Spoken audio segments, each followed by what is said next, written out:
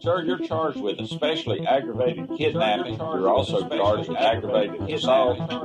And you're charged with theft of a firearm worth less than 2,000.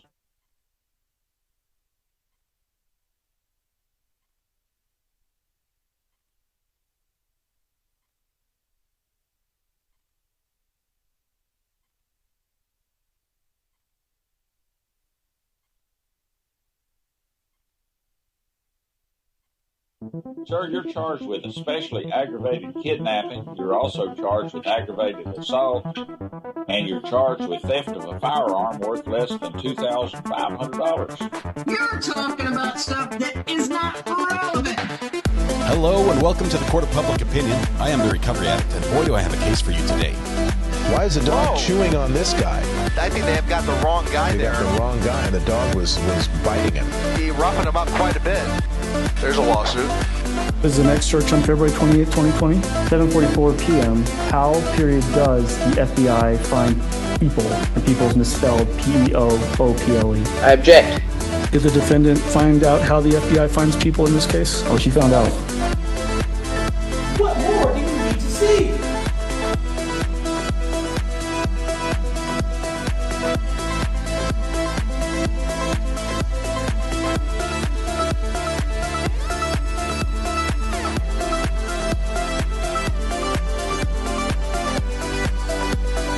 All right, come around this way, Mrs. Ari. Welcome back to the Court of Public Opinion. I'm the Recovery Addict, but I'm going to step away and leave Mrs. Ari here in my place. But I'm first going to give you this right there. There we go. All right, I'll be right back.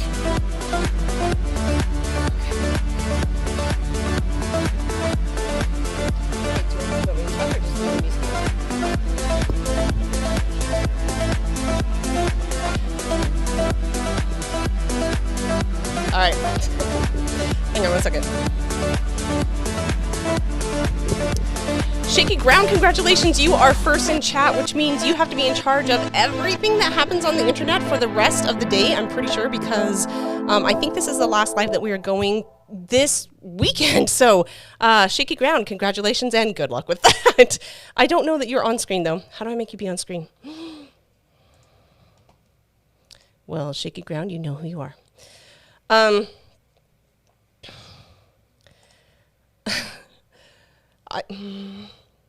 seriously can't see how to get these on screen. I'm sorry. For now, these aren't going on screen because I just don't know how, but Scott is just doing a quick potty break and then he'll be right back and he knows how to do it. Hit and Rum says, Mrs. Ari, look at motivational interviewing. We use it in drug treatment. Hit and Rum, I'm so fascinated by that. I want to know what that means. A motivational interviewing? Do you interview people to help them find motivation? Is that what that means? That's really cool. Yeah, littleness is in the corner. I am definitely little and in the corner, and I don't know how to make your stuff come up or me get bigger. It's fine. We're just going to do it like this. For those of you who are just joining, I'm not going to be here long, so you don't have to worry about that very much.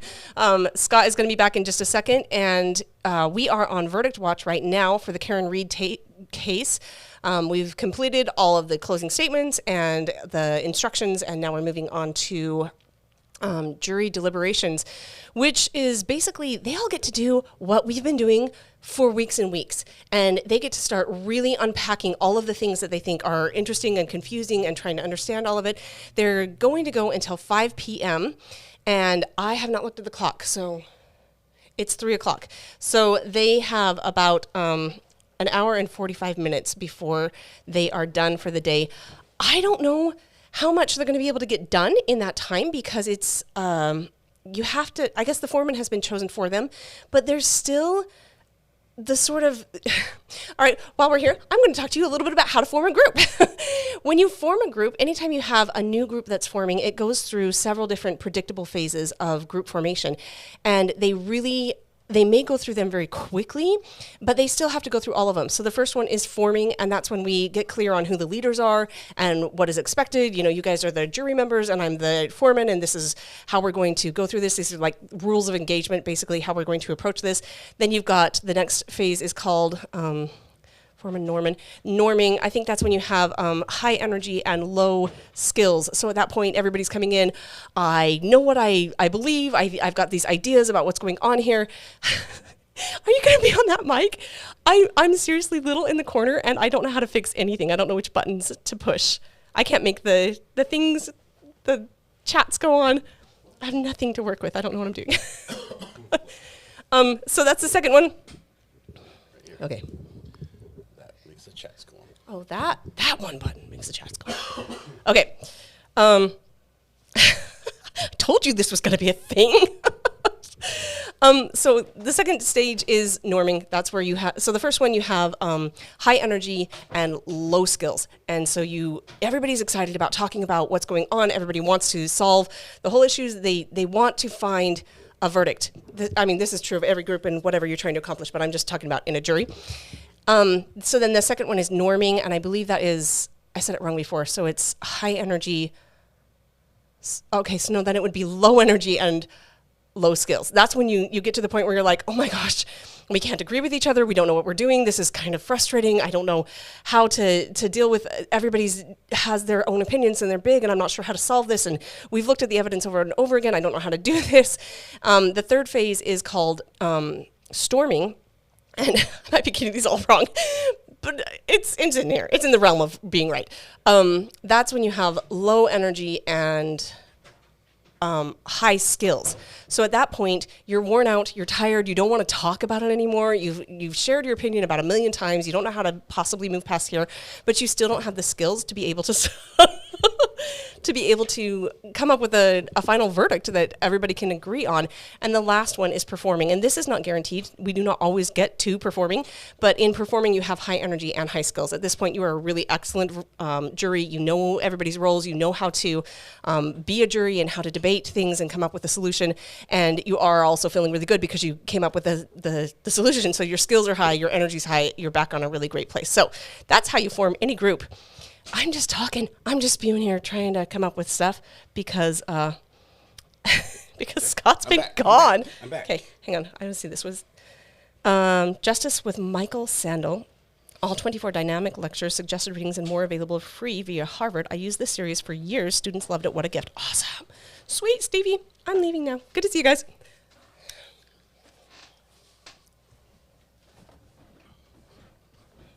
Thank you, Jen. It's good to be back. It's good to be back. You're just switching sides. Okay, very good. Were they nice to you? Or did they play sound effects through everything you said? I don't even know. I think the sound effects sound was down because I don't know how to do that. Nobody did anything, I think. Thanks, guys. Can you see that? Yes. Does that work? Okay. All right. All right. We're sitting at 42 minutes of deliberation time. So at this point, we would expect the jury to have all the paperwork and have all the evidence back there. Obviously, the foreman's already been selected. If they disobeyed the judge, and now it wasn't an order, but she didn't recommend they do a straw poll and figure out where they are. But I'm pretty sure they probably have a clue, and if they're all on the same page, they're like, why waste the time, right? Okay, but what are the odds that they are all on the same page? Either way. And can you make our faces bigger? This is just like a personal pet peeve of me. I prefer to see people's faces. I can do it, but I've got to rebuild everything, and you're in the way, so I can't see how I rebuild it. Oh, I'm the problem. Okay. Oh, I'm the problem. It's me, right? Give me a second. I need to bring on. Bring back the lady. I'm still here. I'm just in the dark. Yeah, I just need a different overlay. It's okay. Just make your face big. They don't need to see me. Oh, you got a phone call. It's for you. Oh, I don't have headphones. Hello? It's connecting. Didn't connect.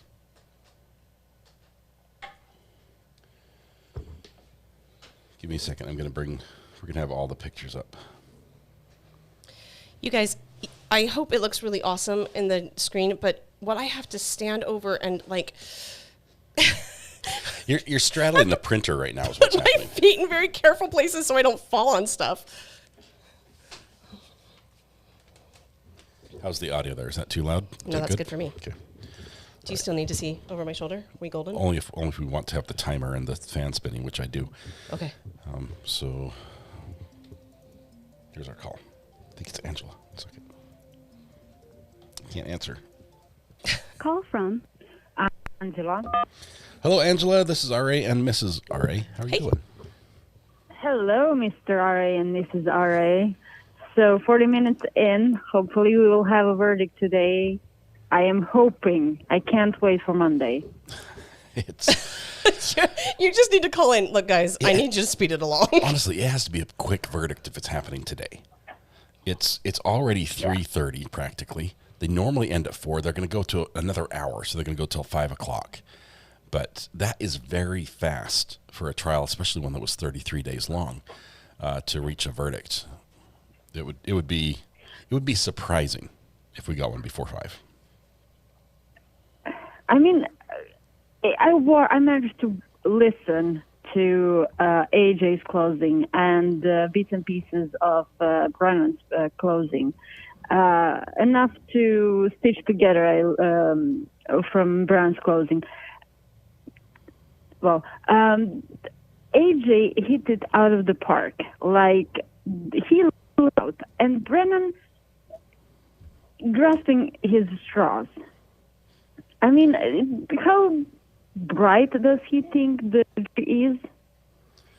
You know, AJ said the facts, and Brennan, well, being Brennan.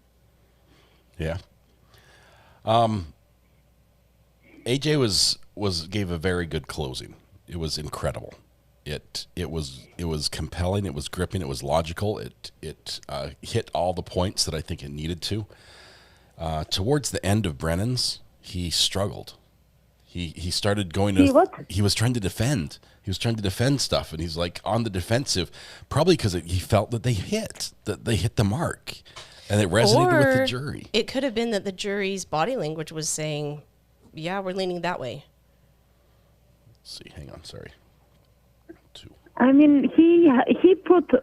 How can he defend what Welcher and Burgess did? I mean, nobody can do that. No. He almost didn't bring up his experts at all. All he did was talk about the data, okay, the tech data. He said science. He's standing on the science and the data, but he didn't give us any science.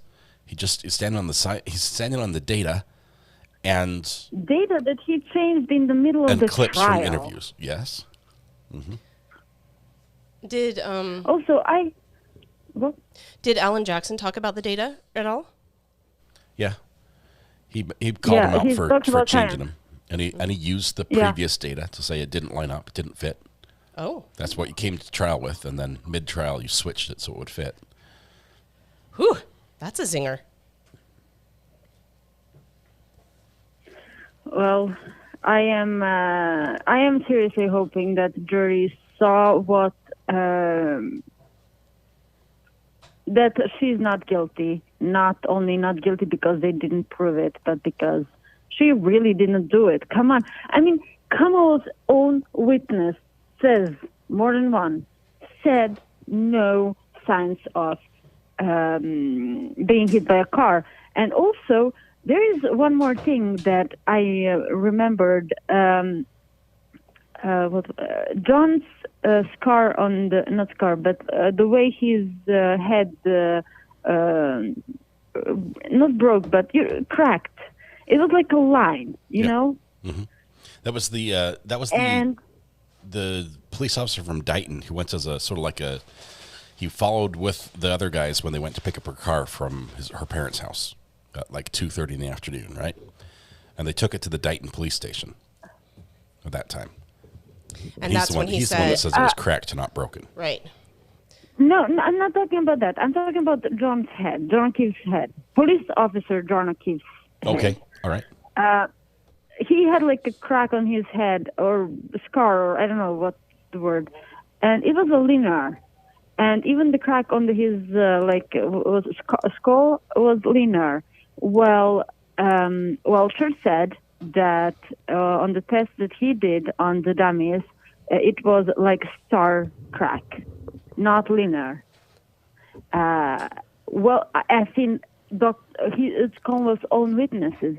So if indeed Officer John Keefe was hit by a car and fell on the ground. The way Commonwealth is saying, his skull fracture, that was the word I was looking for, skull fracture should have been like a star, not linear. Not the linear cut that they had. Yeah. The Commonwealth counter to that was, but this is a hat line injury, and it's caused by wearing the baseball hat. That was their argument. Right. Wait a minute. Yeah, right. So I need to be scared of wearing a baseball hat? I'm in danger. Apparently, when you fall wearing a baseball hat, it will give you a line as opposed to the star fracture. That's what Shall they we say. go back to physics and how fragile hats are? Yeah, I'm having a There hard is time no buying that way. one. There is no way that a hat caused that. I don't think they really got into that testimony. They weren't allowed to go very far into that, so it wasn't really fleshed out. I have a question. But jury did hear. What? Sorry, go ahead. No, sorry. I'll be quick. The jury did hear about the star versus linear, so that gotta stick to them because they heard linear just a few times, while they heard star more than a few times. Yeah. So that's a reasonable doubt in itself. I don't think the average jury member thinks that if I fall back on the frozen ground, I'm going to get a line across the back of my skull and it's going to crush my skull in. I don't think the average person thinks that could happen if I fall over. I'm going to crush my skull. But isn't that what the test showed? That you could, if you fall over that. That's what they said. Said it could happen. Yeah. Well, I don't know. Well, I hope that the jury will be back soon, really, because I am done with work for today, and I don't want to be in the middle of work on Monday when they come back with the verdict. So I know. I don't want Scott to be gone when they come back. They need to have the verdict on Monday. We cannot have this going to Tuesday. I'm going to be driving, and I will do it on the road if I have to, but it's not ideal. No, it's not. Well, yeah, thank you so much, and I'll continue to listen to you on my way home. Bye-bye. Angela, we'll see you. Thanks for the call. All right. Bye. Bye. I do think that a lot of people feel that way, that there's a lot of sense of, let's just be done. Either because we're tired of this, or it would be really great if they voted the way that I want them to vote. Being at this point and feeling like, and we're just beginning the deliberations, that it requires a deep breath on the part of all of us. Well, Scott's not even listening. I'm funny, guys. What? I'm following Twitter to see if there's any news out of the courtroom. I've got to gather news from every source that we possibly can. Yep, this is a good idea. We do have verdict music ready to go. Ooh, that's an interesting take on AWOL. He says, none of the evidence in this case matters to me. She's not guilty due to super reckless investigation. It's better that 100 guilty men go free than one innocent man go to prison. That is a bold assertion. I do not disagree. But I don't know how many people are going to get to the jury room and say, that's it, I don't even care about the evidence because this was such shoddy work. You're right, it's true, but I just don't know if it will show up in the jury room. Yeah. Lizzie says, I read something interesting today. It's better to be guilty and rich than innocent and poor.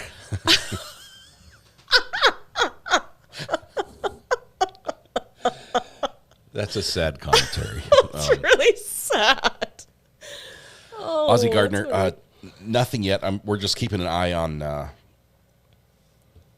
wow, we're keeping an eye on the people who are up there in court and up and about, and would notice if they didn't make an announcement and say, "Hey, come on in. There's a question" or something like that. That we want to catch that on Twitter so we can let you know. So, I don't know. I may have already said this out loud. I keep checking myself and saying, no, don't say that. But this is on my mind quite a bit, that watching the juror from the last trial, his logic was that he just restated over and over again was, we know that the evidence proved that she couldn't be hit, but she was there and he was there and he died. So she must be guilty, which, wow. Okay, this is the damage that happens when we have multiple choice questions, guys, that we feel like there's only... We've got another call. Okay, yeah, go ahead. Hello? Hello? Hello? Hello? Hey, is this Dwayne? Yeah. Hi, my name is Angela, and I'm calling in regards to a travel credit you had. Uh-huh. It looks like it was a vacation package a few years ago you didn't get to travel on. During COVID, right? It was gonna be primarily Vegas. You had a cruise, but didn't get to travel on it. So it did go to expired accounts, which is, not able to be traveled on, but that's how come you have a travel credit, because of the unused travel time. So that's why we're calling, because you have a travel credit. Could I switch it to Aruba instead of Vegas? No, but once you do Vegas, I do give you a cruise with airfare. I give you a 5-day, 4-night flyaway escape that's got airfare, and I give you an 8-day condo resort stay that you can use over 3,500 locations across the internationally. But you would have to do Vegas. Here's my problem. Because that's the VIP. I have a gambling problem, and if I go to Vegas, I'm going to lose everything. Okay, I can change. Yeah. I can change that then. What I'll do in this case, I can put VIP destination unlock. So for your first 2 VIP trips, 4 days, 3 nights, if you don't want to do Vegas, you don't have to. With the VIP destination I could send a friend. unlock, I could let you could take the trip for me. I mean, if I just don't want to go to Vegas because I know what's going to happen when I get there, and it's never good. Mm-hmm. Yeah, well, you won't have to then, because I'll put the VIP destination unlock on here. Okay. So you can actually choose any 2 cities from our updated list. So do you have something in Boise? Upgraded to, do you like a Snake River cruise or anything up in that area? No. Branson, but no, not Boise. So that you could do the cruise has been upgraded to 8 days with choice. And she hung up on me. She hung up mid-sentence? Why would she do that? The boss that's listening in, it's like, he's playing with you. Hang up. Where's Branson? Branson's not in Idaho, I don't think. Apparently they have gambling. Man, I can never get to the next level. My ex just moved to Branson. You could go see him. Where's Branson? Matt, this contributes to the Vegas to Aruba cruise fund. Branson, Missouri. Oh yeah, those are not close. No. They just start with a B. Yeah, but I guess you could be on like the Missouri River or something. Which is not even close to the Snake River. Geography is not their forte. All right. Anyway, all the calls are coming in today. We are 3 minutes away. Oh, they're calling back. Oh no, this is somebody else. Never mind. This is a real call. From alternate juror. Hello, alternate juror. This is Mr. and Mrs. R.A. How are you doing? Good. How are you? Doing fabulous. Let's talk the case. We took a Sorry. prank call. We're back to business. Just under an hour deliberation time. What's on your mind? I was just calling to thank you for the coverage. You cover it the best. You don't talk during the trial. You wait till the breaks, and you explain everything so well. And I just wanted to let you know that I appreciate you. I started watching you during the Taking Care of Maya trial, and you're awesome. Well, thank you. That is some high praise. Thank you very much. I appreciate that. Yeah. And I just want to say, last week I was really nervous. I was feeling like a definite hung jury, but this week, after the last 4 expert witnesses, I'm feeling like it's possible that we're going to get a not guilty. Are you serious? I've been on a hiatus for the last week, and I could have used that oomph. Dang it. I'm just going to go with you. I think you're right. I think the defense feels that as well. Because of that, they made the decision not to. Well, they're definitely not calling Proctor. Karen Reed's not testifying. They are not asking for the missing witness instruction. They dropped a lot of the stuff they were asking for, which just sort of looks like you're trying to get everything you possibly can in a desperate move. I think they feel we're good. We've got this. The science is going to get us there. Okay, sorry. Remind me your name. Alternate juror. Alternate juror. My real name is Christy. Christy, okay.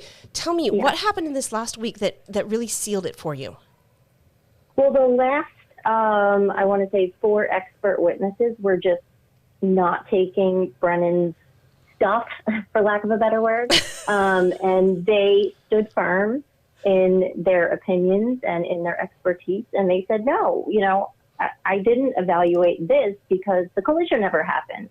I didn't look at this evidence because the collision didn't happen. Oh. They were, and he was really trying to get them, and he kept trying to get in, and he just couldn't break them. He couldn't break these witnesses, and they stood firm that there was no collision. That's awesome. That's one of those powerful things. That was the last thing that the jury heard, because Brennan didn't do a rebuttal. So that's crazy. I was shocked that he didn't do a rebuttal, because he allowed their testimony to be the last thing they heard as far as witnesses go. And then you feel like he's scrambling since then? You feel like you're seeing evidence in the way that he's behaving that shows that he's sort of on his heels now? He's on the defensive, yeah. Really? Yeah. Man, what a week to take a week off. Yeah, I know. He chose poorly. I know. This whole trial, I've been like, oh, we're definitely getting in this trial. There's no way these jurors are going to be able to agree on this unanimously. There's no way. And then after like the last 3 or 4, I was like, especially the last one, Dr. Rechler. I get the two confused, Welcher and Rechler. Welcher was prosecution, Rechler was defense. Rechler, yeah, especially after Rechler. He was amazing. And he just stood firm, and he was the last voice that the jury heard. And he said there was no collision. Yeah. Wow. That's cool. And it just flipped me. I was like, I think there's a chance. I think there's a chance we might get that not guilty. That'd be really nice. What do you think about the idea that the jury, they've been sitting facing the O'Keefe family for the last 30 days. They've seen the emotion, they've seen the heartache on their face, and that's genuine.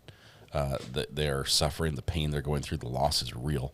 What do you think about the idea that they've seen that and they're like, this is the chance for the family to get justice? Yeah, that's real. We see that a lot. Should we give them something? That is real, and it doesn't help that they're facing them directly. Yeah, the psychology of that is intense. I have to hope that they listen to the jury instructions and just follow the jury instructions and try to take the emotion out of it. And if they really want to give justice to John, they'll do it the right way, regardless of how anybody's going to feel in there. They have to do what's right. So a lot of people are saying in chat, and just it's been repeated quite a bit, it's not justice to put the wrong person in jail. Did that come across in closings? Did that come across as what? In closings? Did we get that impression or that feeling in people's closings? I guess they were not allowed to use the third-party culprit defense in closing. They were allowed to use it in so much as it was connected to the Bowden defense, which is the police failed to investigate something else. So they got to say, Brian Higgins this, Brian Higgins that, the argument, look at the body, they played the clip, look at him calling out John out of the bar, and you're like, you're coming here, and texting, are you coming? They got to do all that, but they couldn't take that next step. Yeah. Okay, so actually that's a question. And I kind of thought that worked. I kind of think that the direction they went this time around is better than last year. Was a lot of the conspiracy theory. And some people get, really like, I want to steer clear of conspiracy theory. Yeah. And this year they really leaned into the investigation was botched. The investigation was poor. They didn't look at anybody but Karen, and they leaned into there really was no collision. So I think this is a better strategy than trying to convince them that Higgins was involved and Colin was involved and this one was involved. I think that this like streamlines it, and I think it's easier for people to swallow. Yeah. And I think it's a much better strategy this time around. Yeah, well put. I do think the difficulty of swallowing it, we may read books about conspiracy theories and find entertainment in it, but sitting in the real world is like, I don't want to live in a world where that's true. I just don't want that to be reality. Exactly. I'm excited. I thought I was going to be really nervous, but I'm excited. I'm nervous. I'm still nervous. I'm always nervous because the percentage of people, nervous, but like I don't even know what the percentage is, but it's so high that juries come back with a guilty verdict that it makes me nervous. Yeah. The nerves come in because it just takes one person to say, like if everyone else is saying not guilty, it takes one person to say, nope, I absolutely think she's guilty, and I'm not changing my mind, and then here we go again, hung jury. Yeah. So that is nerve-wracking. Have you seen the movie 12 Angry Men? I have not.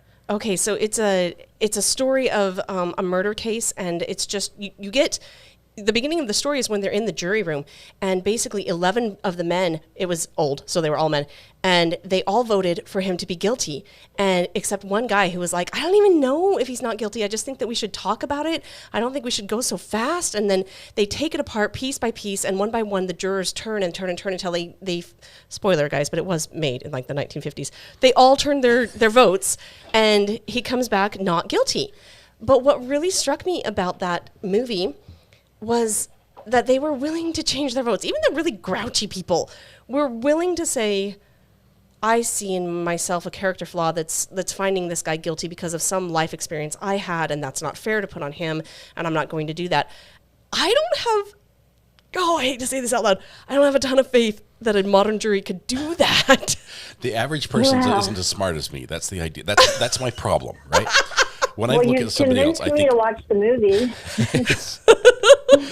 The idea is that nobody else is going to be as good at it as I am. Right. Clearly, my opinion is better than everybody else's. I know. I want to be in there. I want to be in there. The thing is, they all feel the same way as well. I know. Yeah. Morgan LaRusick says, a not guilty verdict today would be an awesome gift for my anniversary today. Morgan, congratulations. Whoa. Happy anniversary. Alternate juror, was it Kirsty or Christy? Christy. Yes, Christy. Yeah. All right. Thank you very much. It's always great to hear you and talk to you on the phone. Is there good call. anything else you wanted to share before any shout outs? Kids having birthdays? I just want to give a shout out to my mom, Marge, I got her turned on to watching you. I got her turned on to the Karen Reed trial. She didn't watch trial 1. It's a tough one to come in on. But she came in on trial 2, and she's absolutely feeling not guilty, and she's actually emotional about it after AJ's testimony today. And she's now a fan of Recovery Addict, and she's telling all her friends, and they're becoming friends of Recovery Addict. So you're part of your crew, and we want to thank you for what you do. That's awesome. Yeah. There's like a family addiction going on. Way to go, Scott. Well, Christy and Marge, thank you very much. Appreciate it. That's awesome. Thank you. Keep doing what you're doing. We love you. Bye. Bye. That is so sweet. I love verdict days. They all say we love you. I just come in here to hear the love. Not everybody. Some of you think I'm wrong, and I appreciate that. I appreciate you that say, I'm completely on the other side. I look at these facts, and I come to an opposite conclusion, and that is great. I still love you, though. That's the point. I thought we were on the same side now. I flipped. In marriage, we are. That's why Rob has a robot jury. Yes, AI juries for the win. Ivan would love that. I would love the AI jury. You should see the number of supporters outside the courthouse right now. Let me see if supporters we can, for which side? It's going to be Karen Reed supporters right now. Why? Why wouldn't it be? I believe they're sort of doing a little rally. They've been asked to be quiet by AJ specifically. Hang on a second. You made me say the judge's full name, and then you just called that guy by his initials. Alan Jackson. Oh. Double standard. You guys, double standard. Yes. We're allowed to use nicknames that are either neutral or complimentary. Yeah, like they use them themselves. So does he use that name? No, but I think the other ones do. I think Yannetti has called him AJ, or one of the other lawyers called him AJ. I think. Oh, so we're going to take that as group permission. Let's call him AJ. Let's see. Hang on, I can't see this because you've got this locked. Sorry. What? You want to see the current ones? Yeah. Iris, member for 17 months. We love our RA. Wow. Me too, Mrs. RA. Thank you very much. Thanks. Twitterverse is on fire. It is. I'm trying to just follow with what's happening with the Karen Reed trial. My guess, Lorvan, is that it's angry. There's a lot of yelling into the void going on. I'll tell you that. Happy birthday. Judge Fleischer. You look good. Yeah, okay, that one's interesting. Cody Height. That's fair on the the OUI. I just think the jury... That's their version of it, DUI. Oh, that's right. I just think the jury might say, you haven't proven anything, but here's one thing we can say she's guilty of that's not bad, but it's still guilty. Cody, I think you're right, and it hurts my soul that that's the logic that we use. But I do think that you are correct on that. I am quite curious what the punishment is. AWOL. Hey, Wall, how are you doing? Sorry, my wife was talking. I just answered the phone in the middle of it. Oh, no, I interrupted her. I'm going to time out. It's his fault. It's not me. It's not me. Yeah. Go in the corner, AWOL. I'm going to time out. Hey, Wall, it's always good to hear your voice. What's on your mind today? Real quick, just this whole case, and I guess the emotions of it, where I can see how they can like rise up to a level of feelings over facts, which is understandable. We're human. Mm-hmm. But we are watching trials. That's what we do here. Shout out to you for giving us that outlet. But we have to recognize at the same time, as much as we love this, that our system is perfect, ran by imperfect people. So faults will happen. And if we want to see certain cases with the feeling aspect of it, I don't think that's proper. You don't want to be judged by a jury with sentimental thoughts, or I don't like the faces she makes, or this lawyer yells. I don't think that's healthy. It's got to be the facts. For the overall justice system. Mm-hmm. It's hard to do. It's hard to set aside it's feelings. Very hard. It's hard to set aside, our biases. We might even not even recognize we have them. And even when other people would look at them and see, look at how blatant that is, right? And we ourselves think that we are being completely impartial. Yeah, that's true. And it's tough when the feelings get started and you're under the gun as far as time goes. You don't have time to process those feelings and say, hang on, I don't want to be the kind of person who's angry all the time, or I would rather not be upset about what this person said to me. It kind of takes time to process those feelings. This, in spite of all the breaks we've taken, this court case has gone fast, and now the jury's sitting in the jury room, and it's going to be, you're all just sitting together. It's tough to not have some space to work through those feelings and then get back to a zero on the emotional scale so that you can then work through the facts. We need to, and I'm pretty sure the work that we need to do to make that happen needs to happen way before we get in a jury box. But yeah, you're right. Facts are better. Hey, well, go ahead. I just want to quickly, when it comes to, imagine in 2025 where we have cameras, cell phone data, vehicle data, black boxes, there are still questions. Now imagine a person on trial in 1960 with none of this around. How many people got railroaded? The Innocence Project exists for a reason. People got sentenced to death, were put to death, to find out 25 years later through DNA evidence that they didn't do it. That is my issue. And I'll end it with this. If everybody wants to go check out a documentary called The Kalief Browder, is the story of Kalief Browder entitled Time, Time. It is super sad, so if you're emotional, get your tissues ready. But Time, the Kalief Browder story, and you get a sense of when the system does fail. Yeah. That's why I feel so strong about it. But that's just my opinion. Hey, well, I don't remember if I asked you this before. If so, please forgive me. I've forgotten. Your name is AWOL Podcast. Where can people find other content with your voice on it? Because a lot of people love the logic that you bring to these calls. What else do you have out there that we can listen to? I stopped doing the podcast because I was doing it out of my house, and it was I interviewed everybody I could interview that I trust coming to my house, right? So it started getting a little, I don't want you to know where I live. Right. So, but it was definitely more Pickles and definitely more politics than Pickles and more fun. But other than that, I just have conversations. I'm a truck driver, so I just, sometimes when there's no trial, I have just 8-hour conversations on the phone all day with a correctional officer. My friend is a state trooper, another truck driver. One guy is an artist. Another female does this. You just need to live stream those. Just need to link up the audio and live stream it. So. Yeah. YouTube will ban me in a second.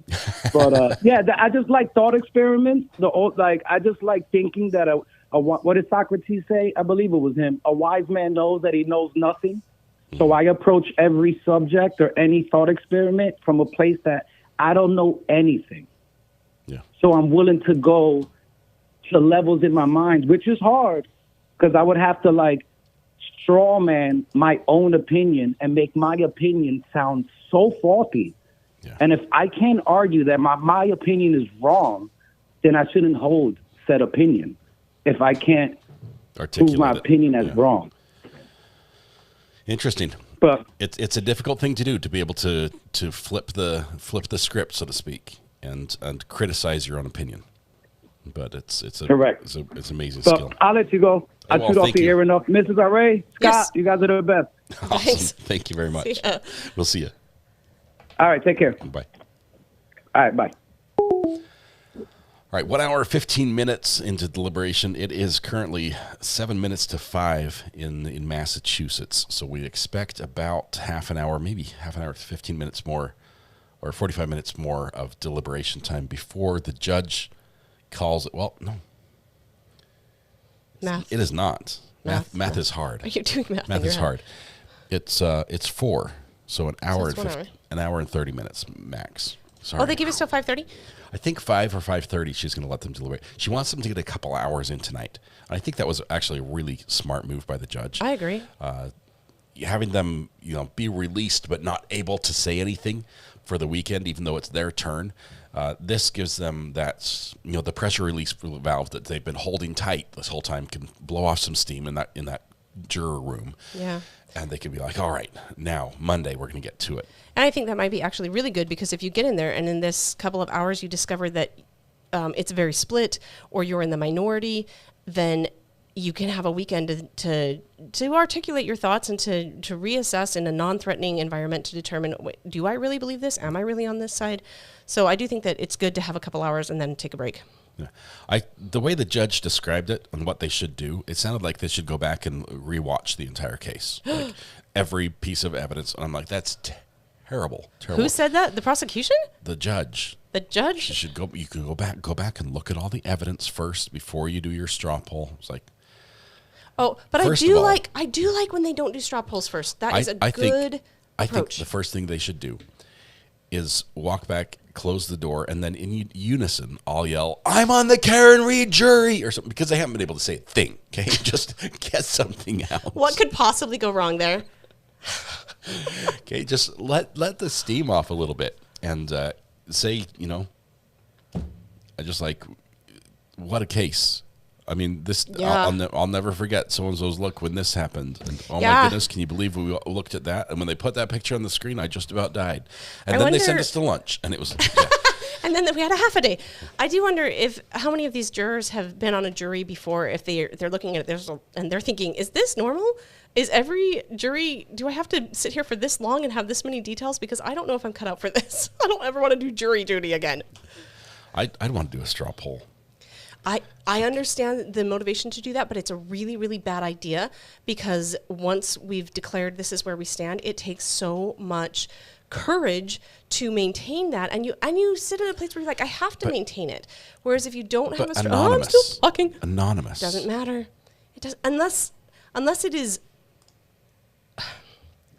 Anonymous can be very, very damaging if it's skewed either direction, because then you are in the minority and you're going to fight your corner. And you don't have to, right? If we can all just get in there and restate all of the evidence and just kind of hammer out the points that we think are most important, then it's going to be easier. First off, you're going to know where people stand as that's happening. But also, it gives you a place where you're able to keep an open mind and not feel like you have to be defensive. Have you ever been on a jury? I have never been on a jury. I've never even been summoned. I've been summoned once, but I couldn't do it. You didn't go?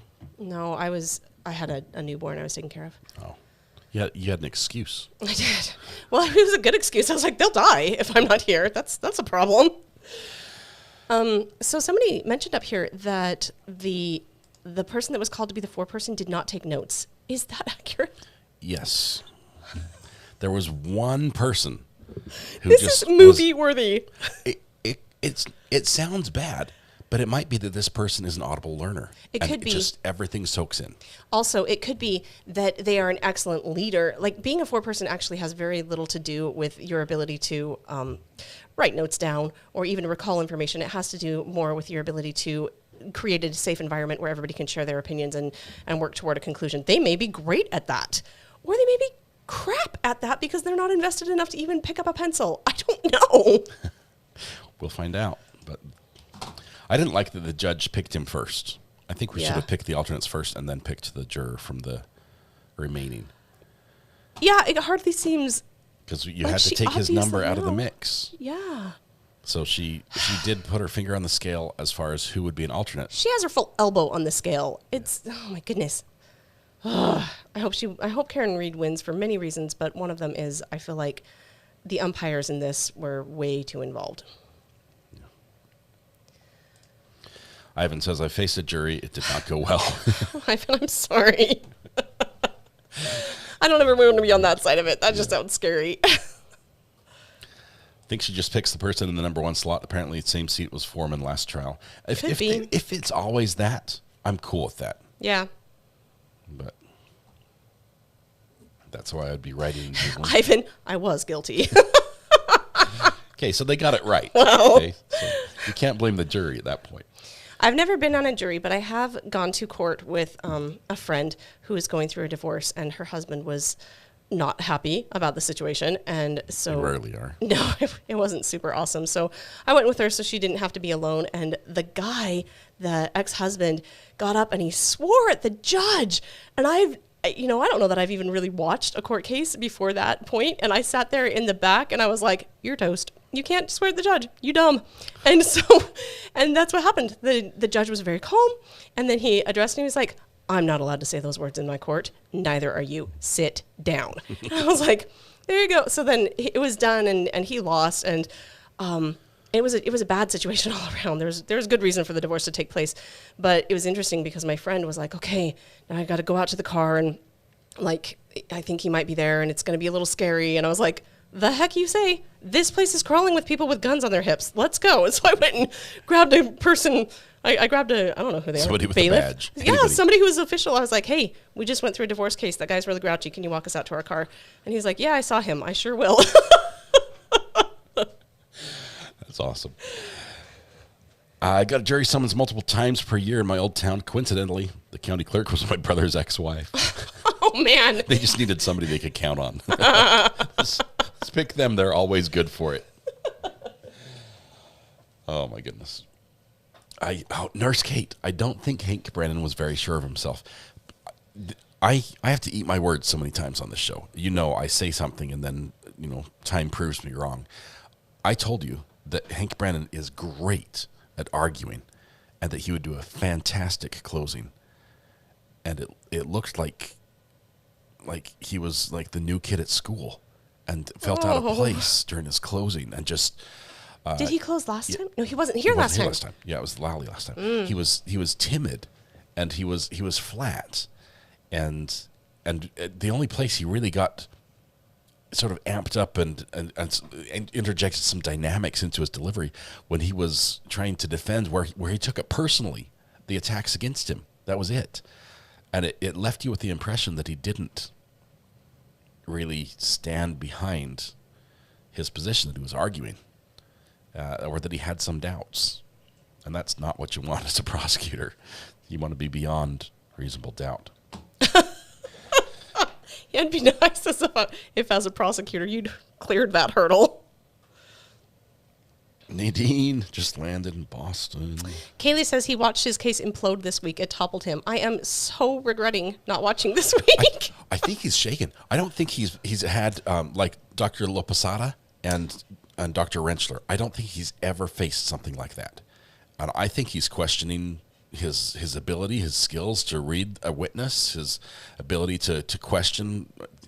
He's second guessing everything right now. His tail's a little bit between his legs because he got spanked twice this last week. Interesting.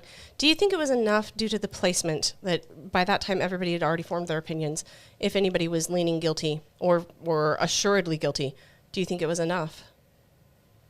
So what do you mean? What placement? because they were the last people to testify, even though they're such powerful witnesses, do you think that will be enough for people who are already leaning guilty? I think the science is a strong arguing point, especially with a group like ARCA, who, you know, you can attack them for using Signal, but the app they choose to communicate with is, if that's the weakest point, if that's where, you know, that's their Achilles heel, okay, you don't have much.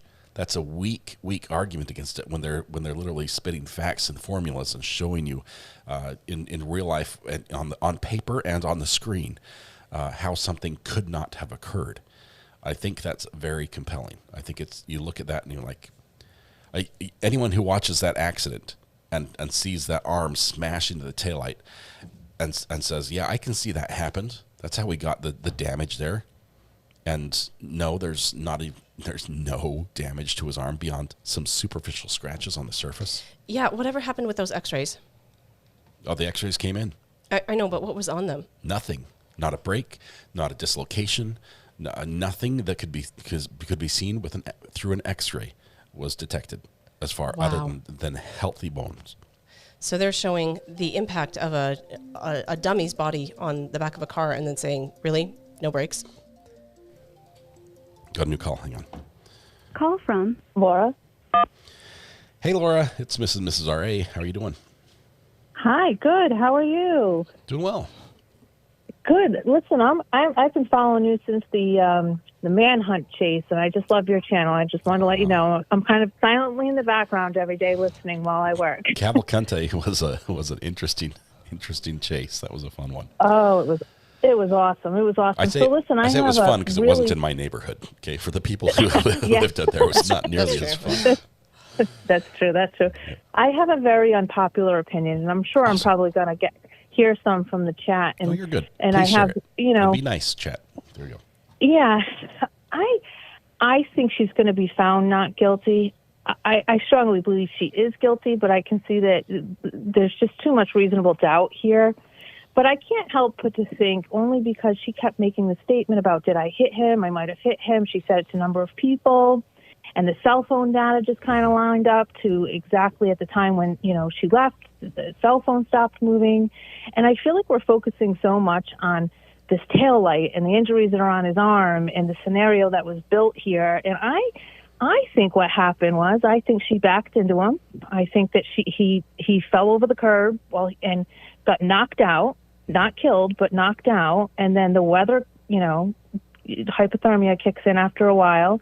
And I think the marks came from either Chloe coming outside, they let the dog out and they didn't watch the dog, or perhaps wildlife came out and, during a snowstorm, a hungry animal, and just pawed at him. I don't know. The cell phone data for me was really important. And the fact that she kept saying, I think I hit him.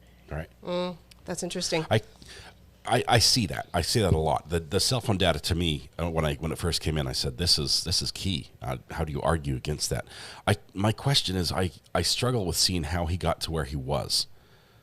Right? His body was physically located. Yeah. I can't see the injury happening on the lawn.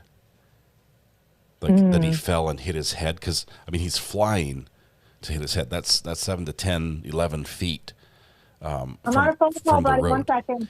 Sorry. So if I can see him, I'm seeing him getting bumped and falling and hitting the curb, but then how does his body get to where it is on the lawn? Does a dog drag him? There got to be more marks than that on his arm if the dog didn't drag him. There's a question mark there that I can't put together. Does he fall back and hit his head, and perhaps he's dazed, he's confused, he's moving, and then he just blacks out? I just think that they're focusing so much on this tail light, which it's clear that she definitely hit his car with the tail light, right? So I just feel like there's just so much on, the tail light doesn't match up with the marks on his arm. And I just feel that those marks could have come after the fact, and the tail light might have not had anything to do with it. Okay. So let's say that. Let's say that the tail light had nothing to do with it, and Chloe came out and bit him. Then how does I see that the phone data is definitely the prosecution's strongest point. Yeah, but for sure. How can you... The problem I have with that is that if we're trusting that, we're also trusting that her car is going back at 24 miles per hour. And it's just not going to be a tiny bump at that speed. Yeah, yeah. And we are using the taillight pieces. Mr. Brennan said, we know there was a collision because of the taillight pieces. That's what tells us there's a collision. Nothing else did. Shouldn't the car say something? Like it didn't. It should, though. If there's a... It could. It can. But it didn't. The fact that it didn't doesn't mean there was a collision. At 24 miles an hour, the car weighs 6,000 pounds. How much impact would it have to register? And a body might not be enough. That would have been really helpful to have that brought in. Because I feel like a Lexus should mention something. Like, it's a Lexus. Hey, get a better car. I know. That's what I've learned. Our cars should keep better black boxes than this. I know. I just think perhaps for real. she might have hit him too when she was slowing down when she was backing up. Who's to say that she hit him at that 24-mile mark? That's true. She had to have stopped to go forward. So, what if it was in the first foot, right? Yeah. Yeah, that's true. And it would explain how the shoe got there, because he could have fallen. He threw the glass because he's ticked off. He falls, and his shoe's stuck there because he falls on the curb, falls back, knocks out briefly, gets back up, and he just falls back down again, and the weather gets to him. I think she's definitely going to be found not guilty, and I think rightfully so. There's just not enough evidence. But something in my heart just tells me I don't like her attitude. I feel like she's very smug about this. Something doesn't feel right for me personally. Okay, so I see where you're coming from. I can see the cell phone data and stuff. I can respect that, and that they're really leaning hard into it's got to be 24 miles an hour, and maybe it wasn't. But but what you just described to me was reasonable doubt. You're like, it could have happened, but I don't know. I mean, isn't that the definition of reasonable doubt? Definitely. That's why she's going to be not guilty, for sure. Yeah. I love that you called in. I love that you have a different opinion. Yep. It's good to make me stop and think about this for a second. Laura, thank you very much. I do appreciate you sharing that. Some of the same things you brought up resonated with me when I heard them when the prosecution introduced them. And they're questions that I haven't been able to answer satisfactorily yet. So I hear this will be a mystery, and I feel terrible for his family, and I hope they find peace. Yep. Yeah. Thank you so much. I echo those sentiments. Right. Appreciate that. Thank you for the call. Yeah. Thanks, Laura. All right. Bye-bye, guys. Bye. See ya. Ola brings this up. This is in the news, just ripped out of the headlines. Air India flight crash, 242 people on, one survivor. If you mentioned earlier today, I mentioned seat 11B. He was seated in seat 11B of a massive plane that went down, and the police, the responders are showing up on the scene, and there's like wreckage and planes smoking and burning in the background, and one person walking out of the smoke. He has no idea what happened. Okay. So they're just saying, that's highly unlikely.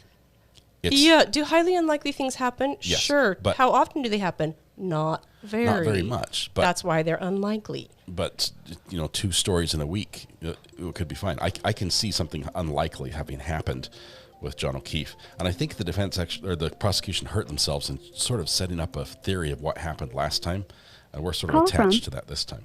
Angela again. That's interesting. Again. I think the prosecution would have done better to not try to paint that it happened like this with the arm and everything else. If they had left that out, I think they would have had a stronger case to say, look, we have the data, the cell phone, it was backing up, he stopped moving at this time and left it there.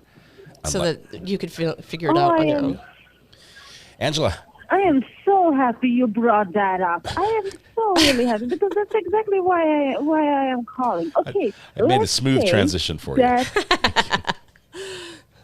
Let's say that it's true that the data showed what it showed, that she hit him at 12:31-ish or 12:32-ish. Mm-hmm.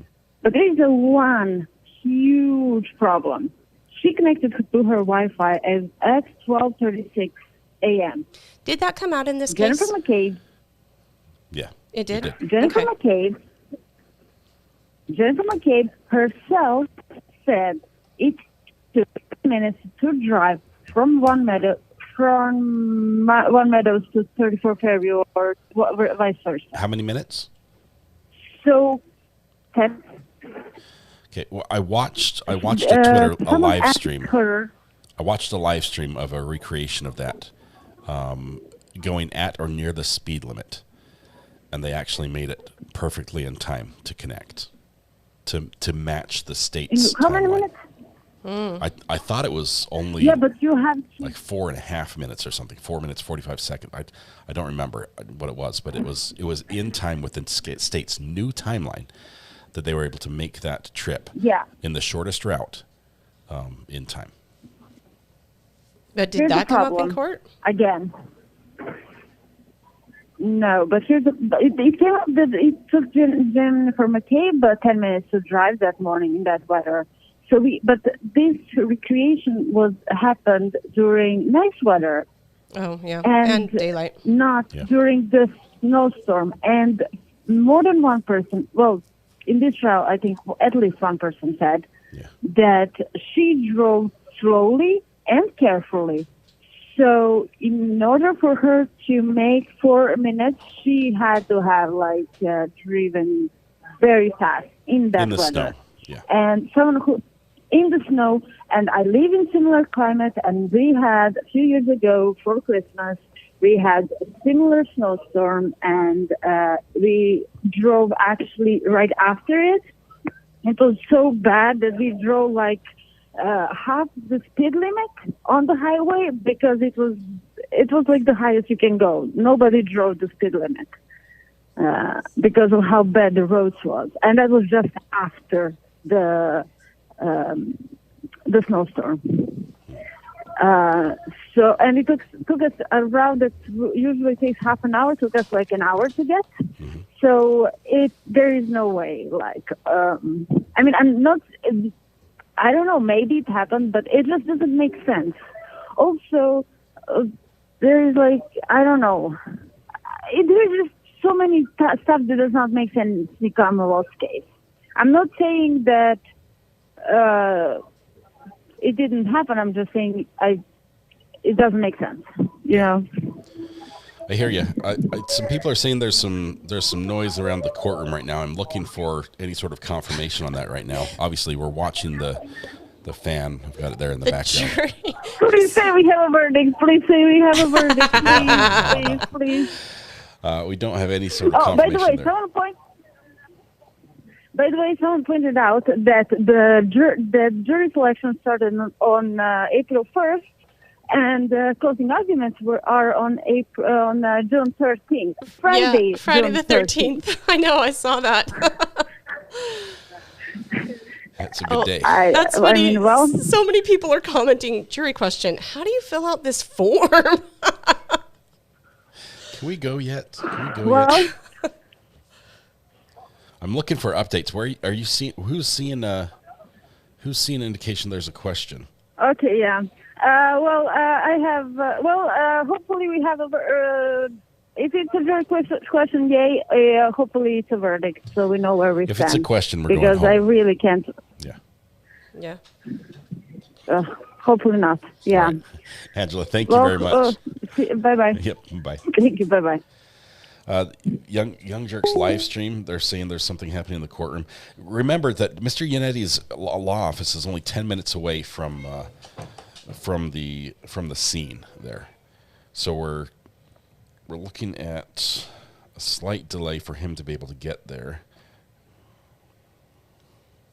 Maybe they want some piece of evidence, jury question. Yeah. Let's see. Why are there 7 ways to find her guilty and only 1 innocent? This is something that I object to all the time, that it creates decision fatigue in our minds, and we just feel like it's skewed to the degree that we're like, well, we have to, there are 7 ways to find her guilty and only 1 innocent. It's probably going to be one of the guilty. Got another call. Hang on. Call from. I object to diver. It creates Hey, I missed your audio's looping, so I couldn't tell who was on the phone. Can you turn your volume down and then give me your name one more time? your audio's Deanie Diver. Hey, Diener, can you turn the volume down? Because I can just hear the looping audio on my end. Got it. There we go. Deanie, how are you doing? I'm doing great. I have a question for you and Mrs. R.A. Mm-hmm. If she backed up and hit him, wouldn't it have impacted the left side of her car, not the right? I don't think so. She was driving. If you were in the Albert's front yard looking at the street, she was driving from left to right. The right side of the road is where she's driving on because we're in America. So it would have been the back rear passenger side tail light. Okay. Yeah. Deanie, I just was curious. Did I send you a text message? Did you get it? I got a text message asking him about if I had PayPal or Venmo, and I don't have either. Okay. So I said, if you want to do a refund, just do it as member, or put it into the curse fund. I want to get you your money back. Deanie ordered one of the mugs we sell, and it arrived as multiple pieces. Oh, and we gotta fix that. We contacted the manufacturer, and they didn't fix it. So I'm making it right. But I just want to do that. So we'll get it fixed. We'll get it fixed for you. So. Okay. All right. Thank you very much. Thank you. Yep. We'll see you. Bye-bye. Bye. That looks like the jury is leaving. You think that they would dismiss them without letting us know? Yes, they absolutely would. I think the jury chooses and says, we want to go. It's like, 4 o'clock. We're done. It's 4 o'clock. We have been trained. We're done at 4. I'm just looking. I'm watching all the updates. Trying to see who has the best information. Thank you. I just got a copy of the verdict form sent to me. Let's see, 13 minutes ago. Twitter's saying the jury's leaving after a question. Twitter, talk to us. Call from Amanda H. Hey, Amanda, how are you doing? I'm good. Hey, I was calling you to tell you to check the deal because Jonathan Hall posted the verdict form on X. I sent you that text. So. Oh, yes. Thank you very much. I just barely got that. That's it's very confusing. Yeah, and it's the judge's favorite. Of course. Which is just wild. I don't know. I was on a jury. I was a foreman for a person, and it was nothing like this. It was a drug possession case. But it was nothing close to that. Yeah. It was crazy. Let's see, I'm going to see if I can airdrop this somewhere. Where can I send this so I can see it? Oh, I can rotate it. Never mind. It's good. It's good. Thank you very much. Okay, I appreciate cool. that. All right. Thank you. Bye-bye. Bye. Okay. Let's see if I can save this as an image. Save image. Now I have to open it as an What image. in the holy heck is going on? I don't think anything's going on. Or if it is, we don't know what it is. I have not seen jury question. Obviously, we've got the only fan spinning behind my wife there, who is my biggest fan. Sorry. Just keep going. Just move on. Next. Okay, I want to look at the jury selection form. It says verdict slip.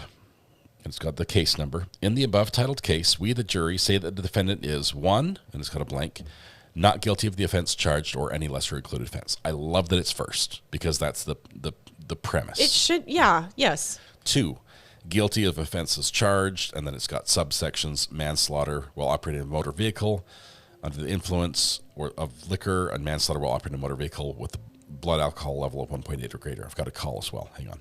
Call from Sophie Willows. Hey, Sophie, how are you doing? Hey, I'm good. Oh, shoot. Sorry, I almost cursed. Wow. I... That excited to be... I did. I was gonna. It wasn't even that. I realized I had my earbud in, and I was hearing you guys live, and I didn't realize that the video was live. Was not live. There was a delay. I was like a couple seconds behind. Yeah. Yeah. So anyway, I hope you guys are doing well. I've been absolutely loving today. That was amazing. And I just wanted to call and say, first of all, I just wanted to say that, I said this earlier, but like, I am so happy that I found you guys. I didn't find you guys. My mom did. Thanks, Mom. But yeah, thanks, Mom. But yeah, it was, it's just been amazing watching you guys. And I just wanted to state my theory again, which is, I just feel like this is like the first time I've really fully believed a conspiracy, like the idea that, there was a fight and the cops and they dragged him outside, like all this stuff. But it seems so reasonable to me. It's like so upsetting because I'm like it hurts me that like it could be that corrupt, Yeah. Yeah. We don't want to live in a world like that. We don't want that to ever be true. I tend to try to run from people who wear tinfoil hats, but they did make it easier to follow the connections with this, where this it didn't have to involve aliens and some sort of transmorphation. It was more logical in what they were presenting, and then in some of the areas they have some pretty good evidence to support. The corruption claim, it's there. Okay, we've got the evidence. Yeah. You've got the bad behavior by the cop. He was fired for bad behavior. We've got this other stuff. There's big question marks. It's not a huge jump to get there. For me, it's a jump to say they're all in cahoots together, and Brennan and the judge and Proctor, meet up on the weekends and plan this one out. I'm not there. I can't see that. Yeah, me neither. I think what That's happened too much.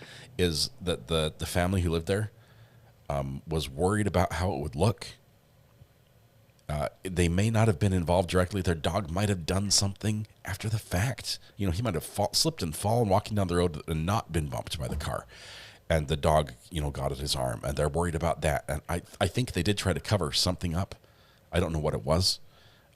It might not even have been illegal, but they tried to cover something up, and they sort of got caught doing that, and that looks suspicious. But altogether, it looks like this grand conspiracy that I just don't buy. It doesn't seem reasonable to have everybody in cahoots on this one. I don't have any problem believing in corruption because I am a student of history, and it is normal more often than not that those in power are corrupt. I don't like it, but that's just reality. Yeah.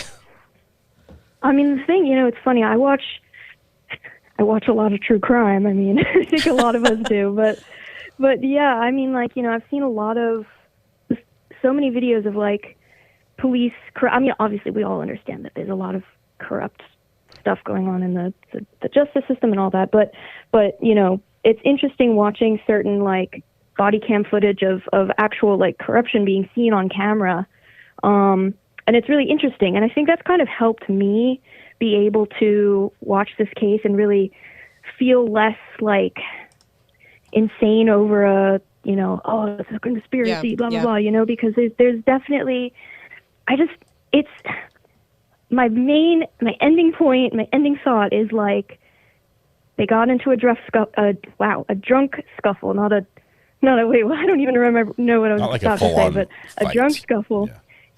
Yeah, like they got into a fight. He fell, or the fight happened. The dog, they pick up on things. They pick up on your energy and stuff. That was close. That was so close. Good catch. You almost had to put some money in the swear jar. I know. I'm so sorry. We curse every other word in my household. It's terrible. Not good for live streams. But yeah, they dogs can pick up on that. I one of my little special interests is actually dog behavior analysis, and they do that. And if that dog has a bite history and they got in a fight, I mean, makes sense. That's a reasonable jump for sure. Yeah. Thank you very much for sharing the opinion and for letting us try on the tinfoil hat for a minute. We'll let you keep it. Yeah. Scott objects to the fact that I sleep in a tinfoil hat. My dad used to talk about putting a colander on his head, like the flying spaghetti monster. Yeah. Yes. Yeah, it's good stuff. Awesome. All right. Well, thank you so much for having me on. I absolutely love you guys, and I can't wait to keep staying with you forever. Awesome. Thank you. All right. Bye. Bye. We are hearing they're back in court right now. From Melissa. Hey, Melissa, let me just say really quickly, we are hearing that Sue is back in court. The O'Keefes are not there. The defense is there. We're just waiting for everyone to arrive, and as soon as they do, we're going to jump to it. But we are watching. Okay, that is well, live. you want me to let you go? No, you can. We'll cut you off if they come back right now. Which Okay. they're doing. They're back I right now. just want- I've got to cut you off. Sorry. All right. Bye. Call back later. Call back later. Bye. Okay.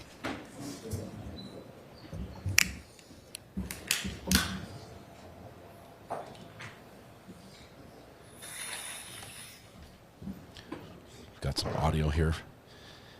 Might be a moment. Can you hear over there? Go to session, please be seated. All right, jurors, I understand you want to go home. It's been a long day for us. We appreciate everything you've done today. I do have to tell you those same cautions. Please do not discuss this case with anyone. Don't do any independent research or investigation into the case. If you happen to see, hear, or read anything about the case, please disregard it and let us know. Do not talk to anyone, and that includes each other. So when you walk out the deliberation door, you have to stop talking about this case. Even when you come into the courtroom, don't mutter anything to each other, certainly not on the ride or anything like that. So it's very important that you remember that. And you cannot, even if you get here before you're called into court on Monday, you can't discuss the case then either. And that goes for the alternates as well. So we really appreciate that. Watch your social media use and the papers and the news. Stay away from all of that if you can this weekend. We'll see you Monday morning ready to start out fresh. Thank you. All right, stay away from all that if you can. No, just stay away from all that. Just don't go there is what she meant to say. But looks like we did stop the timer. It's going to be, by my count, right about 1 hour, 49 minutes, 37.80 seconds. So, yes, I do have the 0.80s. Let's see if we've got anything else happening here. Let the door shut before we check. All right, well, I hope everyone has a good weekend with no work. Thank you. All right, so there we go. No work. Straight from the judge's mouth. Let's see. Hello, this is RA. Whoops, nope. Hello? Hello? Why am I not hearing anything? Hello? Call ended. They hung up. Sorry. The jury is gone.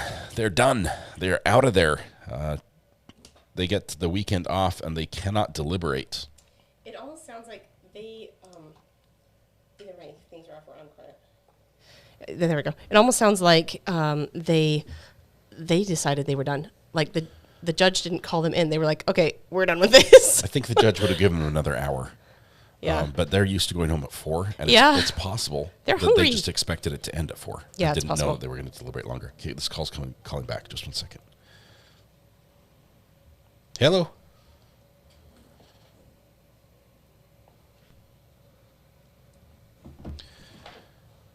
Hello, are you there? Hello, can you hear me?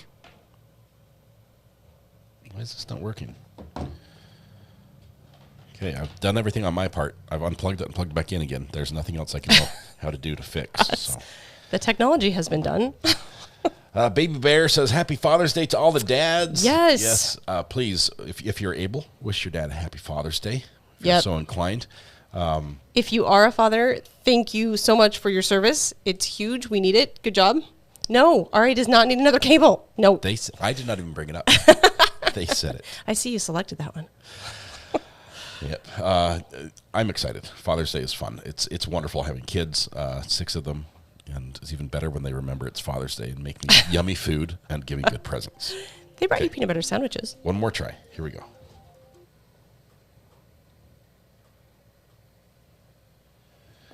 Whoever is calling from the ends in 3-4, I'm just not hearing it. Hang on. Let's do this.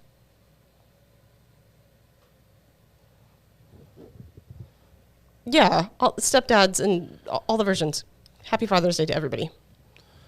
Okay, I've got to shut it down. Hang on. Okay, it's shut down. It'll open again. Tried. It's just nuts. All right. Last day, jury was in the courtroom. She asked them if they would work till 5:30 of the evening, so I believe. I think they decided not to. Maybe they were like, sure, we will. They got into it. They're like, no, I want to go home now. We're actually in charge now. I just read the rule book. It's our call, and we're going home. So. Well, she didn't even fight him. She was very positive. All right. I don't know why the phone is not working. You can try one more time and see if it worked. I've shut down the app, tried to restart it. Give it a call. Is it the audio part? Like, is it picking up at all? It just wouldn't connect. Even fur baby dads, of course. Happy Father's Day to Crash Daddy with the dimples. Daphne. Okay, here we go. Call from Now it's working. Melissa. Oh, good. She called back. Melissa, thanks for keeping trying. I don't know why it would not connect there, but we've got you now. How are you doing? No, I'm good. How are you? I'm doing absolutely wonderful.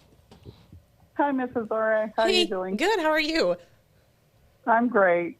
I just had a quick question. If she's acquitted, they find her not guilty. Do you think they will go after others from, like, the police department or state police? They can't. Probably not. It's been so long, and the ability to investigate at this point is hampered by time.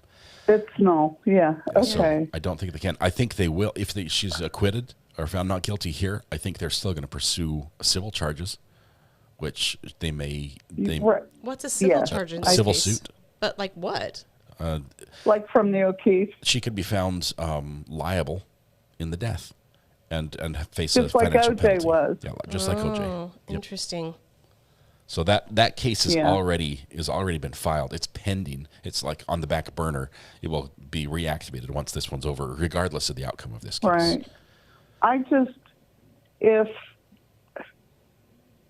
personally think there's a chance she could have hit him, but I don't think so because of the automobile.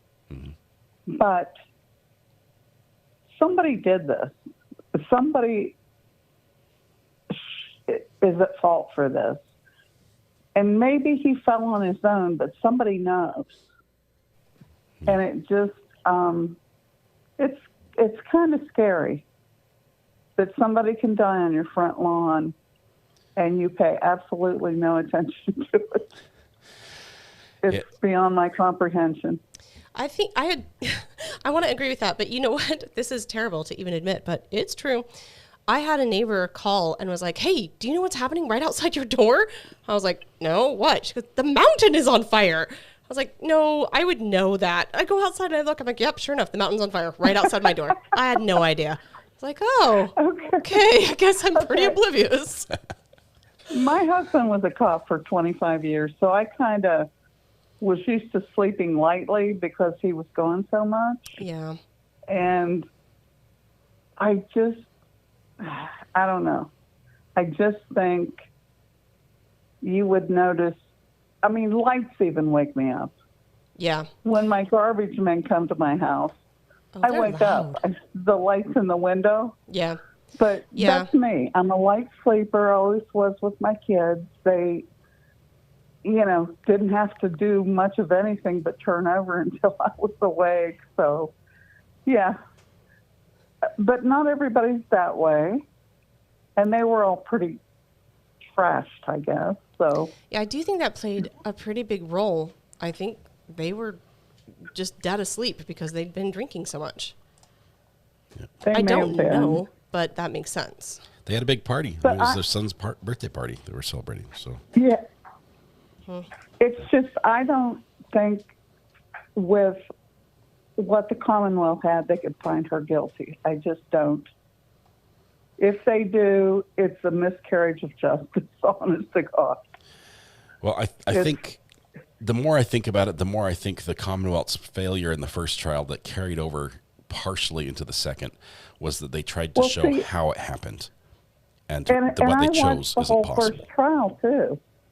Yeah, the first trial we had the impact and the pirouettes and the flying and everything. Yeah, and that just seemed like it didn't add up, and scientifically it didn't add up. The second trial they stepped away from that a little bit and haven't gone nearly as much into that, but still the Oh, testing they with the certainly arm did. frame. They stepped away from it completely. Yeah, but it still doesn't add up. And if there's a different way this could have happened, it's closes not in your our mind head to it. because we've seen the blue paint and we've seen the arm and we're like, nope, it doesn't add up. Yeah. The science isn't there when there could have been a way that it did. Yeah, I mean, that was kind of like a cluster, what he did with the blue paint and the John O'Keefe's clothes. That was ridiculous. I'm sorry. I don't know. I don't know what he was $400,000. I trying think to that's do a pretty there. good job. Sounds like money laundering to me. I just wish somebody would have asked ARCA what they were paid. I think it Honest was to God. under 100,000 at the end of the day. Well, yeah. I mean, these guys made $500,000, the other guys. And for what? Trials are expensive. There were multiple experts as well. I mean, we've got several people that they're not a cheap. trial like this is a ton of money. It'll destroy you. It will destroy you emotionally, financially. I can't. Just going to court, even if you're not guilty, even if you're found not guilty, it is a devastating experience. I'm telling you something. With everything this woman's been through, I don't know how she gets through it. Yeah, I and mean, I think that's I true guess- for everybody. Like, it's true for Karen. It's true for John's parents. Everybody is just struggling because this is such a painful and drawn out experience. Yes. Any kind of trial. I've been there. I know. It's just, please, just let it be over with, and I'm okay. Yeah. Yeah, the process I want itself my is painful. family and I to be okay. I Yeah. want us to get through it, and it's not easy. It's not easy. But I won't keep you. I just thought, I feel like the O'Keefes need accountability from somebody. That's all I feel. Yeah. I feel bad for that family. I know they're counting on guilty with Karen Reed, and I know they've been, I know what they think. Everybody knows what they think, and it's sad for them because they don't know. And I think this trial is going to make it even harder for them to know. Yeah. Unless it just doubles down on they think Karen did it. I don't know. Yeah, and it's a separate journey of trying to work through all of that aspect of You're it. exactly right. It's tough. It's hard. Yeah. I can remember going to a priest after my mother died, and I said, I need to understand this. And I don't. Yeah. He helped me a lot. I mean, he did. Yeah. He You helped deal me with a those lot. those real aspects of life that oftentimes we ignore, like the end of it. Then you really have to deal with it. You really have to find some answers. And John O'Keefe's family's up against it. Karen Reed is up against it. A lot of people are up against it, and they're facing this really challenging situation and needing to find answers while right. the court case is happening. You have to try to resolve things, which is not easy. Right. It's not easy to try to get closure on something like this. And yeah, it's hard. It's sad. But I won't keep you guys. I wondered about if she's acquitted, do you think they'll pursue? I don't think they can. Anybody and I don't else. think they would. First, there isn't any evidence right now to show There's too much anyone else. longevity in it. Yeah. And it just, sadly, it would I be one of agree those with you. cases that just goes down as there was no conviction. We didn't have. Yeah. We tried one person, they were kinda- found not guilty, and we just didn't have anything else. Yeah. I kind of hate that. I'm sorry I was blowing up your phone, but I thought, this thing's over and they're still sitting there. and Well, I'm she's just glad that talking we to got me. the phone working again, so you could call in. Well, Awesome. thanks for answering. You guys have a Thank good you. evening, You too. okay? Yep. We'll see you. See ya. Okay, thank you. Bye. Bye-bye. Scott, you mentioned that there are a whole lot of people outside the courthouse, that are like a rally or something. Yeah. Did the jurors have to walk through that? No, the jurors, I believe, are bussed in from a separate location. Oh, that would make sense because she was like, "Don't mutter to anybody on your way home." I was like, "Mutter." Call from. No muttering allowed. Okay. Sorry. Oops, sorry. From. Hey, is this Haley or Kaylee? Haley with an H. Haley, how are you doing? I'm good. How are y'all? Doing. I love the y'all. Where are you from? Well, I was originally Texas, but I live in Oklahoma now. Nice. Welcome. Thanks for the call. What's on your mind? So I don't have a Lexus, but I have a vehicle that is similar in year. So I have a 2020. Mm-hmm. And whenever I back up, if it even remotely thinks I'm going to hit something, it slams on the brake for me. I don't like that. I understand it's trying to protect us, but for crying out loud. It scares the daylights out of me. And I just don't like it. Yeah. Let me be the human. I don't like it either. But I would have to think that her vehicle would be equipped, like it being a Lexus and it being like one of the higher end Lexus, I would think that it would be equipped with something like that. Haley, you're right. It was. The problem is it disables at higher speeds. So after 11 miles an hour, it does not function. Okay, but now you're caught in a loop. She either hit at higher than 11 miles an hour, which is going to cause a lot of damage that didn't happen to his body, or she hit at less than 11 miles an hour and the car should have stopped itself. Yeah. Josh. And then Thank you, Josh. Sorry, Josh just gifted 20 memberships. Just because he can. Thank you, Josh. The other question that I have would be on the 3-point turn, since he had the Waze app open, wouldn't the GPS be accurate to where he was and not? So in the first trial, it was at the street, right, where they made the U-turn or the 3-point turn. Right. And then somehow it gets moved to the flagpole. Well, the Waze app always showed the 3-point turn. As soon as they arrived at the house, he closed the Waze app. So right, but what she's saying is if we're leaning on his phone data that there was a 3-point turn, wouldn't it also tell us the location that 3-point turn took place? It did, and it shows us where that was. But the location data that's used for where his phone was at the flagpole is a different app. It's less frequent polling and less accurate. It's a lower powered GPS poll than the Waze app, which is highly specific and highly, locationally, it's accurate. And so it's just a different way of tracking it. Not as frequent, not as accurate. I'm on board with the tech side. Yeah. But kind of back to the similar car year thing, like I can look at my app on my phone and it'll show me exactly where my car is at any point in time. We need to get that app. Like we consistently lose our vehicle.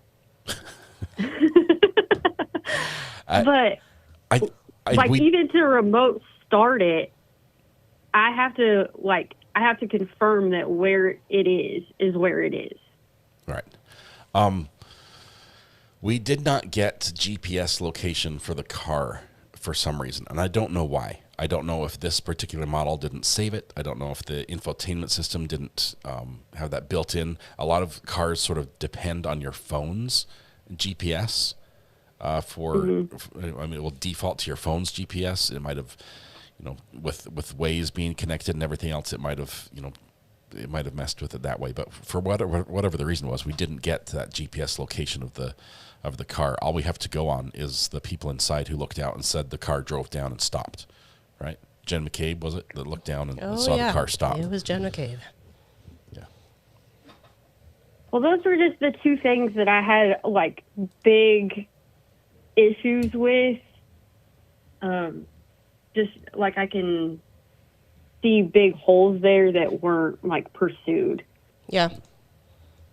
Yeah, I think it was a huge piece of information that when they were able to say, hang on, you're basing all of your ideas of this 3-point turn on the data that we got from what's his name? Trooper Paul. Yeah. That you're basing all of this on Trooper Paul, and we know that Trooper Paul is just a nut job when it comes to this. We can't trust anything he came up with. And the judge said, no, you can't bring that out. So it is possible that 3-point turn belonged to another point in time. Is it true? Was it another point in time? Was it, on when they reversed it and put it on top of the tow truck? I don't know, but it might have been. And I think that's something that really should have been brought out. I'm bugged that pieces of information like that got kept out. Yeah, I just had a hard time with like them not being able to find, because like Chevy and GM, they do OnStar and all of that. So finding, Murdoch used that information in theirs. So how are they not able to get an accurate 3-point turn? That's a good question. Yeah. It's a Lexus, people. What are you paying for? You think the Lexus would have the good stuff, right? You think? I mean, my Yugo, obviously, it's not going to have anything. I don't have a Yugo, but if I did, it's barely got an engine in it. And on a good day, it works. But a Lexus, you expect it's a luxury vehicle. It's a luxury brand, right? It expect to have the bells and whistles and the things and the black boxes that would track that. And we just didn't get the data this time, for whatever reason. Yeah. Well, that's all I had. I appreciate y'all's time. Oh, thank you. Thank you. Appreciate it. I love the y'all. I'm still smiling over that. I like the process of thinking too. I think that's it's invigorating to think it through. Have a great weekend. Thanks for the call. Yeah, you Appreciate too. it. Thanks. Bye. Bye. Purple coconut. That is a good question. Isn't speculation reasonable doubt? I don't know. I think speculation is part of the process of reasoning it out and trying to determine if it's reasonable or if it's not reasonable. I think that it's a good idea to think it through. And I've heard this before. I've heard lawyers say, you're not supposed to do that. You're not supposed to come up with different ideas of what's happening. And I think, what are we supposed to do? I think that's a natural part of the process of figuring it out, is saying, is this reasonable? Can I picture this happening?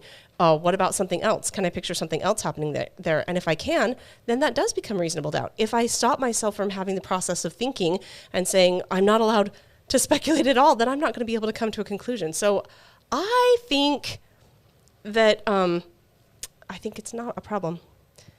Sorry, that was the weakest ending. Let me try that again. I think speculating is a really good part of being a jury member. Excellent. Thank you. I want to say we're going to wrap things up for the day because it's getting late in the day. It is a Friday, and you guys deserve your weekend. We followed a case the other day out of Tumwater, Washington, Thurston County, where the lady was charged with breaking a restraining order, basically harassing by taking a picture of the neighbor's fence. I've recorded all that, but I've decided just now that I'm not going to show you, so I'm going to spoil it for you. Is that okay? Are you serious? You're just going to tell them? If you want to instead go and see and find it somewhere else, you can. Plug your ears. But let me spoil you the outcome. Ms. Rowe, the defense attorney, did it again. Not guilty. Really? Not guilty on all charges. I love the not guilty things, as long as they're not like scary murderer people. I love people getting not guilty. So apparently, even though the judge weighed in and strongly made an argument saying, I can see that the behavior she did is exactly what was prohibited in that. The judge said that to the jury? And then the prosecutor adopted the judge's language in the closing statements to the jury.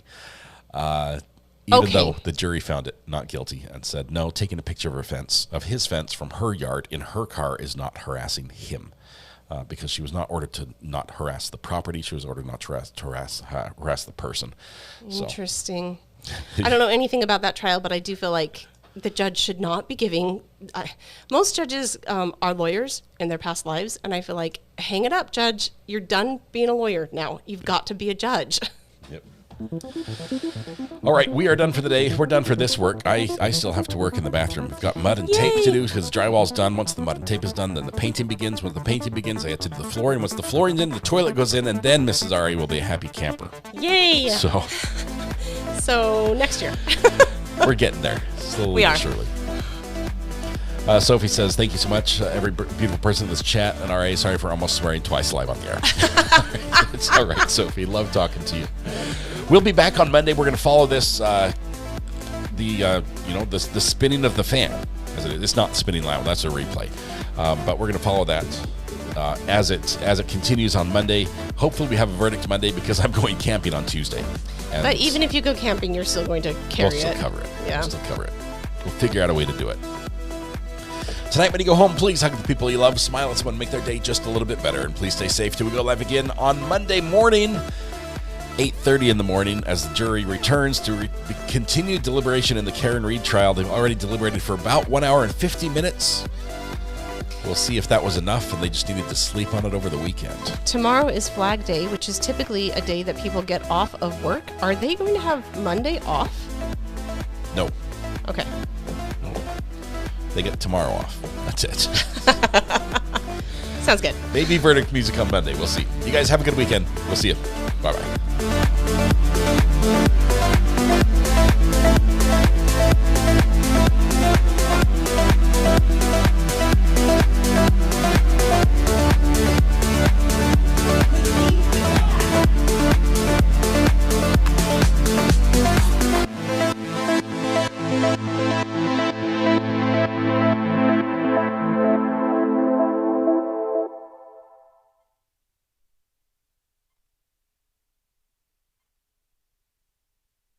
There's nothing in the order that restrains you from talking to cats. Thank you.